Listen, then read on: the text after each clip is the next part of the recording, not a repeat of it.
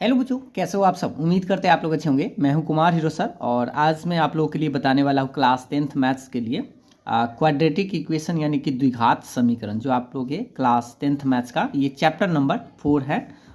जिसमें हम आपको पार्ट 1 वीडियो है जिसमें आपको बेसिक से स्टार्ट ही किया गया, यानी कि पहला ये वीडियो है तो आपको शुरुआत से ही आपको हम बताएंगे कि द्विघात समीकरण क्या होता है। ठीक है, तो सबसे पहले जान लीजिए कि द्विघात समीकरण बोलते किसको हैं। तो सिंपल सी बात है कि आप दो घात वाला बहुपद के बारे में आप जानते हैं, क्योंकि आप इससे पहले बहुपद चैप्टर पढ़ चुके हैं। तो दो घात वाला जो बहुपद है उसको अगर हम 0 के बराबर कर दें, जो समीकरण के रूप में अगर लिख दें, तो उसको हम लोग द्विघात समीकरण बोलते हैं। यानी कि जनरली तौर पर आप ऐसे कर सकते हैं, ऐसा समीकरण जिसका घात कितना होना चाहिए, 2 होना चाहिए, और इसका एक रूप होता है, इस रूप में रहे, जैसे ax square plus b x plus c बराबर 0। जहाँ पर आपको याद रखना है कि a जो है वो 0 के बराबर नहीं होना चाहिए। क्यों? क्योंकि सोचिए, अगर यहाँ पे हम 0 कर दें तो 0 में एक्स स्क्वायर से गुना करेंगे तो एक्स स्क्वायर वाला टर्म ही गायब हो जाएगा, तो सिर्फ एक वाला बचेगा, तो वो द्विघात नहीं आएगा। तो द्विघात का मतलब दो घात वाला रहना चाहिए, उससे न ज़्यादा हो और न उससे कम हो। ठीक है, यानी दो घात वाला रहना ही चाहिए। उदाहरण के रूप में हम आपको बता दें, जैसे मान लीजिए एग्जाम्पल से कुछ ले लेते हैं, ऐसे जैसे 2x square plus 5x plus 6 बराबर 0। ये एक द्विघात समीकरण है। अगर हम इसमें आपको कहें कि भाई a का मान इसमें छांट के बताइए, a कहाँ है, तो a की जगह आप 2 कह सकते हैं, b की जगह 5 कहेंगे और c की जगह कितना कहेंगे, 6, क्योंकि इससे आपको कंपेयर कर देना है, मतलब इससे आपको तुलना कर देना। एक और उदाहरण देख लेते हैं, जैसे मान लीजिए ऐसा भी हो सकता है, x square minus x plus 5 बराबर 0। अब यहाँ से अगर आपको a का मान निकालने के लिए कहा जाए, तो यहाँ पर आप देखेंगे कि एक्स स्क्वायर के साथ में यहाँ a रहता है, यहाँ पर एक्स स्क्वायर के साथ में कुछ नहीं तो 1 रहे, तो इसीलिए आप a का मान 1 बोलेंगे। b का मान क्या बोलिएगा, x के साथ में, तो देखिए यहाँ x के साथ में b है और यहाँ x के साथ में मतलब गुणांक माइनस है, तो आपको -1 बोलना होगा। प्लस रहे तो प्लस, माइनस रहे तो माइनस, इस बात को ध्यान से। और c का मान यहाँ पर कितना है, 5 है, तो 5 आप लिख देंगे। ठीक है, ये चीज़ आप समझ गए होंगे। अब हम आपको एक और उदाहरण देके बताते हैं। जैसे मान लीजिए कभी कभी आपको ऐसे भी मिल सकता है, एक्स स्क्वायर माइनस 7 बराबर 0। तब आप क्या करिएगा, तो इस टाइम के लिए आप क्या करेंगे, a का मान जब निकालिएगा तो एक्स स्क्वायर के गुणांक तो 1 है, लेकिन b यहाँ पर नहीं है। सोचिए x वाला टर्म, देखिए b किस में रहता है, x वाला टर्म में, तो इसलिए b का मान इस बार 0 और c, ये जो अचर पद है इसको c यानी कि -7। तो यहाँ पर हम नोट में लिख ही देते हैं आपको, ताकि आप याद रख सकते हैं। जैसे अभी आपको फॉर्म बताया गया क्या, कि x square plus b x plus में सी बराबर 0, जहाँ पर a नॉट इक्वल टू 0 है। ये द्विघात समीकरण का रूप है, जिसमें आपको याद रखना है कि a क्या है, तो एक्स स्क्वायर का गुणांक है, एक्स स्क्वायर का गुणांक है। उसी तरह से b क्या है, तो ये x का गुणांक है, x का गुणांक है। और c को हम लोग क्या बोलते हैं, तो इसको बोलते हैं अचर पद। क्या बोलते हैं, अचर पद, मतलब उसमें x नहीं रहेगा। ठीक है, ये नोट आप याद रखेंगे और ये आपका काम का चीज़ है।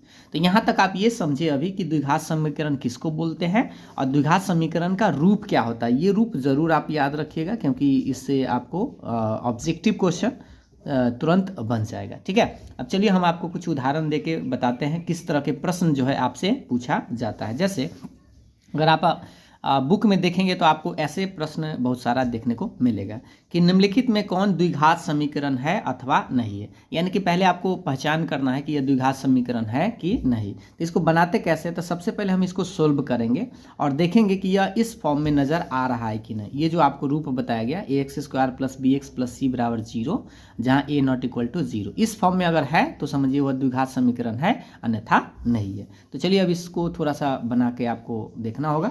देखिए पहला समीकरण को हम क्या करेंगे, पहले सोल्व करेंगे, तो थोड़ा सा ध्यान से देखिएगा। x माइनस 2 का होल स्क्वायर है, मतलब इसको a माइनस बी का होल स्क्वायर तोड़ना होगा। तो पहले हम लिखेंगे a square minus 2a b और प्लस में b का स्क्वायर, क्योंकि a माइनस बी का होल स्क्वायर तोड़ दिया, प्लस में ये 1 रहेगा और बराबर के बाद 2x माइनस 3, तो आपका 10 के 10 है। अब इसको थोड़ा सोल्व करेंगे तो ये एक्स स्क्वायर मिलेगा, ये गुना करेंगे तो माइनस में 4x हो जाएगा, और ये 2 के स्क्वायर 4 और 1 जोड़ देते हैं तो ये हो जाएगा 5, और बराबर के बाद कितना है, 2x माइनस 3। अब ये दोनों टर्म को हम इधर ही ले आएंगे, तो इधर जब लाएंगे तो हमें मिलेगा एक्स स्क्वायर माइनस 4x, ये प्लस 2x है, इधर आके माइनस 2x हो जाएगा। ये 5 को इधर ही छोड़ दीजिए, माइनस 3 इधर आएगा तो ये प्लस 3 हो जाएगा, बराबर के बाद 0। इससे आपका निकलेगा एक्स स्क्वायर, ये 4 और 2 कितना हो जाएगा, 6, क्योंकि दोनों माइनस में है, और 5 3 हो जाएगा 8 बराबर 0। अगर आप इस चीज़ को देख रहे हैं तो ये द्विघात समीकरण के रूप का है, तो इसको आप बोलेंगे कि यह द्विघात समीकरण है।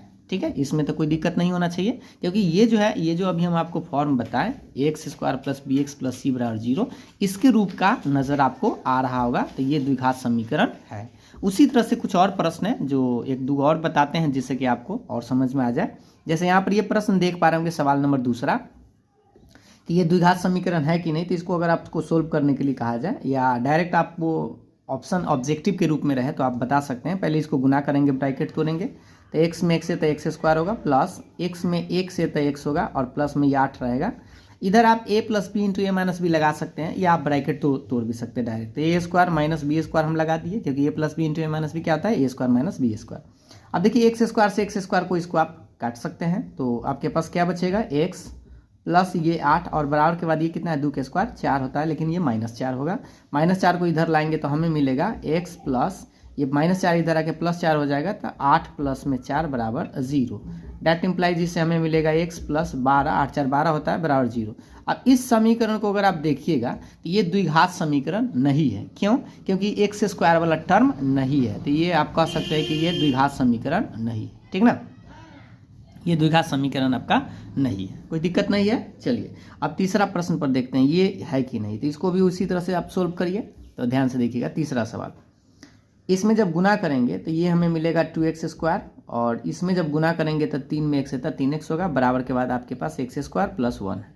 अब इस सब को एक तरफ लाइएगा ऐसे, जैसे मान लीजिए 2x स्क्वायर है, ये प्लस एक्स स्क्वायर इधर आके माइनस एक्स स्क्वायर हो जाएगा, ये प्लस 3x तो इधर ही है, और ये +1 है इधर आएगा तो -1, और बराबर के बाद कुछ न था 0।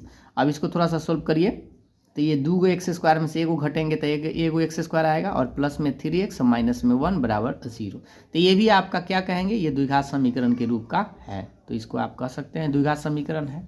ठीक है, चौथा प्रश्न देखेंगे। चौथा प्रश्न है x प्लस 2 के पावर q बराबर x के पावर 3 माइनस में 4, ये है कि नहीं। चलिए अब इसको देखते हैं, इसको थोड़ा सा सोल्व करना होगा। क्या, a प्लस बी के पावर q है, यानी a प्लस बी का होल q आपको याद होना चाहिए। थोड़ा सा हम इसको लिख के बताते हैं, a प्लस बी का होल q का फॉर्मूला आपको याद होना चाहिए कि a क्यू प्लस में होता है b क्यू प्लस में 3a स्क्वायर बी प्लस में 3ab स्क्वायर, ये फार्मूला आप लगा दीजिएगा। ठीक है, आप इसको बी क्यू को बाद में भी लिख सकते हैं, या आप 3ab इंटू ए प्लस बी भी आप लगाएंगे तो भी कोई दिक्कत नहीं है।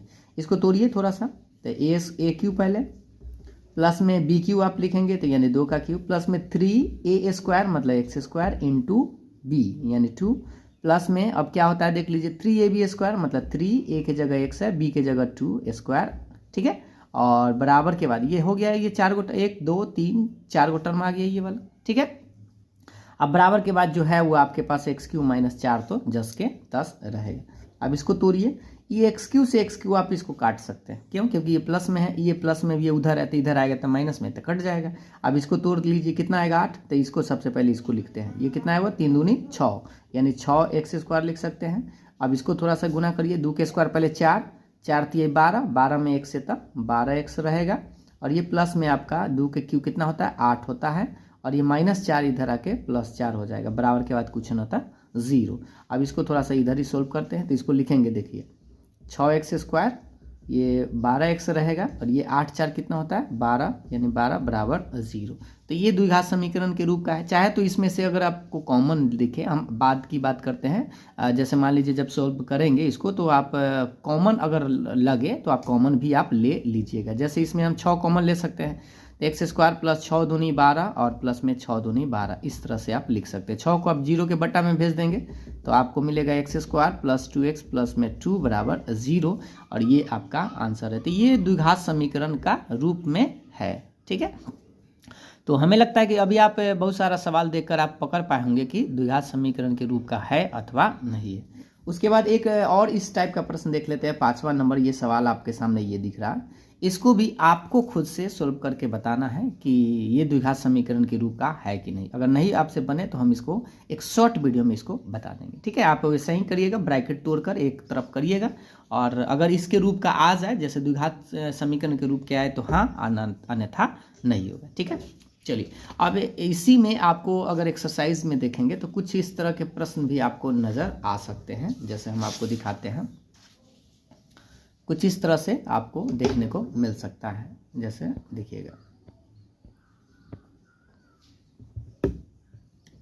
सवाल आप देख पा रहे होंगे, यहाँ पे दिख रहा है। ये सवाल है कि निम्न स्थितियों को द्विघात समीकरणों के रूप में निरूपित कीजिए। यानी कि एक तरह के ऐसे सवाल आपको देखने को मिलेगा कि एक आयताकार भूखंड का क्षेत्रफल 36 वर्ग मीटर है। इस क्षेत्र की लंबाई मीटरों में चौड़ाई, यहाँ पे आप समझिएगा, चौड़ाई के दुगुने से एक अधिक है। हमें भूखंड की लंबाई और चौड़ाई ज्ञात करनी है। ठीक है, जैसे मान लीजिए एक भूखंड कहने का मतलब आयताकार कुछ इस तरह से आपको नज़र आ रहा है। ठीक है, आयताकार है तो ये आपका लंबाई है और ये आपका चौड़ाई है। तो यहाँ पर सबसे पहले हमें करना क्या है कि इसको द्विघात समीकरण के रूप में बस लिख देना है। तो ये सेट समीकरण के रूप में आप इसे समझेंगे। तो पहले भूखंड की लंबाई और चौड़ाई मान लेते हैं। जैसे मान लेते हैं भूखंड की लंबाई या चौड़ाई को ही मान लेते हैं। सबसे पहले चौड़ाई छोटा होता है, तो इसलिए माना कि भूखंड कहने का मतलब आयताकार भूखंड की चौड़ाई बराबर x मीटर। मीटर में कहा है तो x मीटर में। तो इसीलिए आपका जो लंबाई हो जाएगा, ध्यान से देखिएगा, इसका जो लंबाई हो जाएगा, लंबाई क्या कह रहा था, गौर से देखिएगा, इस क्षेत्र की लंबाई, ये जो लंबाई है वो चौड़ाई के दुगुने से एक अधिक है। मतलब चौड़ाई कितना था, x था, तो x है। इसके दुगुने मतलब 2x से कितना ज़्यादा है, एक ज़्यादा है, तो इसमें एक जोड़ देंगे तो ये 2x + 1 मीटर हो जाएगा। क्योंकि लंबाई जो है वो चौड़ाई के दुगुने से एक ज़्यादा है। तो ये लंबाई हमारा, ये चौड़ाई हो गया और ये लंबाई हो गया। अब आप जानते हैं ये क्षेत्रफल की बात कर रहा है, तो प्रश्न से लिखेंगे, प्रश्न से क्षेत्रफल। तो देखिएगा, भूखंड का क्षेत्रफल,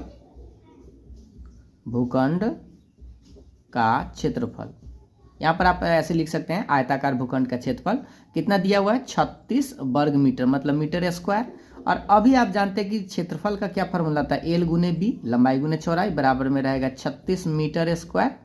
अब आप देखिए L मतलब आप यहाँ से देख सकते हैं लंबाई कितना है, 2x + 1 मीटर। तो यहाँ पर लिखेंगे 2x + 1 और इनटू में b के जगह कितना लिखेंगे, x, और इधर मीटर हटा देंगे क्योंकि यहाँ भी मीटर आएगा, यहाँ भी मीटर आएगा, तो स्क्वायर से स्क्वायर हट जाएगा, तो बराबर के बाद सीधे 36 लिखेंगे। अब इसको आप गुना कर दीजिए तो आपका समीकरण बनेगा इससे ऐसे, तो 2x² प्लस इसमें को गुना करेंगे तो x, और ये +36 से इधर आके -36 बराबर 0।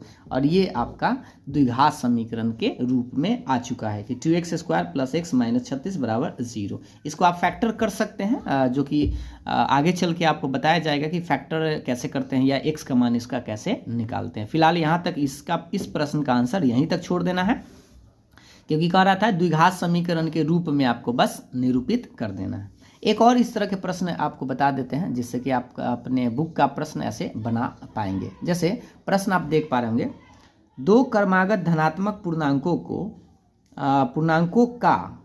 का गुणनफल 132 है, तो हमें पूर्णांकों को ज्ञात करना है। तो कैसे इसको लिखेंगे द्विघात समीकरण के रूप। जैसे सबसे पहले दो क्रमागत का मतलब होता है लगातार धनात्मक पूर्णांक। तो सबसे पहले इसमें आपको करना क्या होगा, माना कि दूगो की बात किया है, माना कि दो क्रमागत धनात्मक पूर्णांक क्रमशः दूगो है, इसीलिए क्रमशः एगो x माने है x तथा अगला x + 1 हो जाएगा, x + 1 है। ऐसा क्यों? क्योंकि आपको बता दें पूर्णांक का मतलब जो यहाँ धनात्मक की बात किया है, माइनस में तो होगा। जैसे मान लीजिए हम 1 लेते हैं तो अगला क्या आता है, 2 आता है, उसके बाद 3 आएगा, इस तरह से, उसके बाद 4 आता है। कोई भी आप जैसे 5 लिए तो 5 के जस्ट बाद कौन आता है, 6 आता है, लगातार मतलब इस तरह से। तो देखिएगा ध्यान से कि ये इससे कितना ज़्यादा है, 1 ज़्यादा है। तो इसीलिए अगर हम मान लीजिए पहला को अगर x मानते हैं तो हमारा दूसरा इससे 1 ज़्यादा हो जाएगा, तो इसलिए x + 1 लिखा गया है। अब आप प्रश्न से लिखेंगे, प्रश्न से अगर आप देखेंगे तो ध्यान से देखिएगा, प्रश्न क्या कर रहा है, दो क्रमागत धनात्मक पूर्णांकों का गुणनफल कितना है 132 है। तो गुणनफल दोनों का कितना, यानी x गुना x प्लस 1, ये दोनों को गुना करेंगे तो कितना आएगा 132 के बराबर। अब इसको थोड़ा सा गुना कर लीजिए, तो इसको गुना करेंगे तो एक्स स्क्वायर और इससे गुना करेंगे तो x बराबर के बाद 132। तो ये आप लेफ्ट साइड ले आएंगे तो एक्स स्क्वायर प्लस एक्स और ये प्लस 132 से इधर आके माइनस 132 बराबर के बाद 0 रहेगा। ये आपका आंसर है। ठीक है, तो इस तरह से हमें लगता है कि आप द्विघात समीकरण को समझ गए होंगे। बेसिक जो पहला पार्ट था जिसमें आपको कैसे द्विघात समीकरण के रूप में लिखते हैं, और यह भी चेक कर पाए होंगे कि आप कौन सा द्विघात समीकरण है अथवा नहीं है। तो ये था आपका बेसिक जो पार्ट 1 था। आप चाहें तो अपने NCERT एक्सरसाइज की अगर हम बात करें, NCERT एक्सरसाइज अगर आप देखेंगे तो 4.1 आप बना सकते हैं। ठीक है, एक बार आप बनाने का प्रयास जरूर करिएगा। अगले वीडियो में हम आपको NCERT 4.1 का सारा सॉल्यूशन कर देंगे। ठीक है, अगर आपको वीडियो पसंद आया है तो लाइक शेयर जरूर करिएगा, कमेंट करके आप अपना राय विचार जरूर दीजिएगा। Thank you.